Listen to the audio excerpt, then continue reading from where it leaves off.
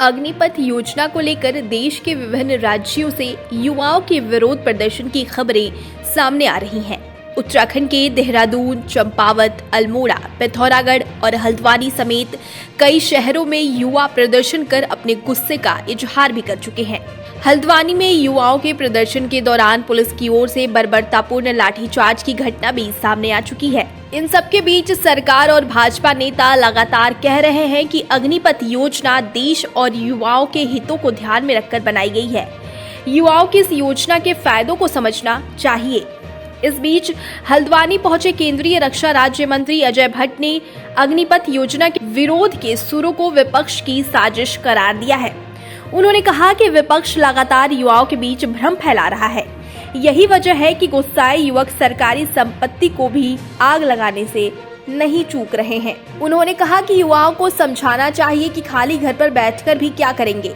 यही सोच ले कि 4 साल की ट्रेनिंग है और जिसके बाद उन्हें सैलरी के रूप में 30 से 35 लाख रुपए भी मिलेंगे।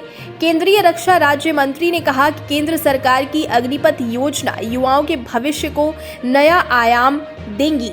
4 साल की ट्रेनिंग पूरा करने के बाद युवाओं को राज्य सरकार की ओर से कई विभागों में प्राथमिकता दी जाएगी।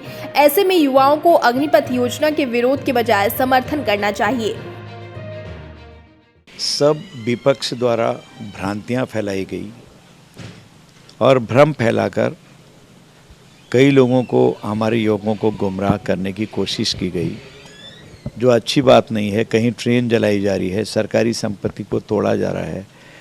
ऐसा तो कभी होना नहीं चाहिए। सरकारी संपत्ति तो सबकी है और एक अच्छी बात हुई है, उसको आने दें, देख लें। और उसमें कि नहीं हो ही नहीं सकता है, गलत हो गया है। मैं ये कह रहा हूँ, आप ये क्यों नहीं मान लेते हैं कि 4 साल की ट्रेनिंग दी जा रही है हमको? ये तो मान ले कोई। और 4 साल की ट्रेनिंग के बाद हमारे पास एक लमसम अमाउंट आ रहा है और हम कमा भी रहे हैं। 40,000 और 30,000 रुपये प्रति माह कमा रहे हैं। यानी कुल मिला के ट्रेनिंग करने के बाद हम 30 लाख रुपए, 35 लाख रुपए लेके घर आएंगे। ये सोचे ना युवक, क्यों गुमराह हो रहे हैं? मैं तो युवकों से अपील करता हूँ, घर में बैठ के करना क्या है। इतनी अच्छी स्कीम अगर आप नहीं समझ पा रहे हैं तो ये मान लो कि हम 4 साल की ट्रेनिंग कर रहे हैं, जिसमें 30 लाख रुपए ट्रेनिंग करने के बाद हमको मिल रहा है। उसको इधर समझ लीजिए आप। ये इतनी अच्छी स्कीम है कि जो लोग बाहर आएंगे उनके लिए सारी योजनाएं बनी हैं। पैरामिलिट्री फोर्सेज उनको अलग से लेने को तैयार हैं। सरकारें, कई राज्य सरकारों ने तो कह दिया है कि तुरंत हमारे वहाँ आ जाएं, 4 साल के बाद एग्रीमेंट करने को तैयार हैं। तो इसके बावजूद भी अगर जो नहीं समझ रहे हैं, उसके लिए क्या कर सकेंगे?